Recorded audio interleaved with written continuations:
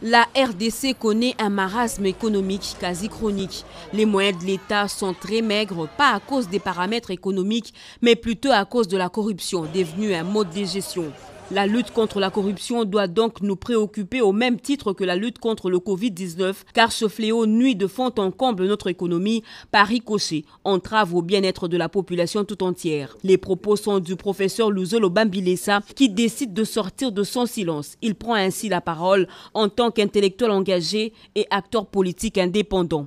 Il suggère qu'on en fasse un débat de société.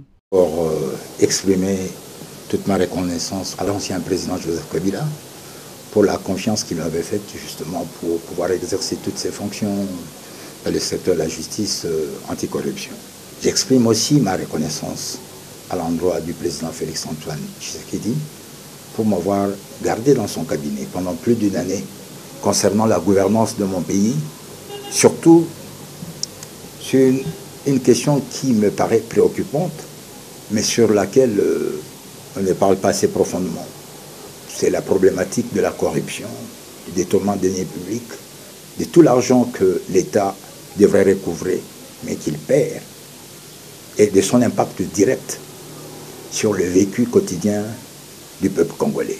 Il y a 5 ans, en charge des fonctions anticorruption, j'avais affirmé que nous perdons chaque année un minimum de 15 milliards de dollars. Évasion, corruption, détournement. Je relevais que nous avons un budget de 5 milliards. Nous sommes en 2015. Si cette donne-là persiste aujourd'hui, c'est que le devoir de l'État et de toutes les institutions du pays devrait consister à inverser la tendance. Parce que l'argent que nous perdons ne peut pas être supérieur à l'argent que nous réunissons. 15 milliards contre 5 milliards, c'est très interpellateur.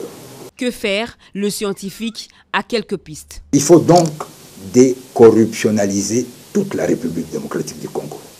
La dernière vision du chef de l'État que j'ai suivie, qui se résume pratiquement à la tolérance zéro contre toutes les antivaleurs. Donc je m'inscris naturellement dans cette vision-là, parce que je considère justement que c'est cela la plaie du Congo.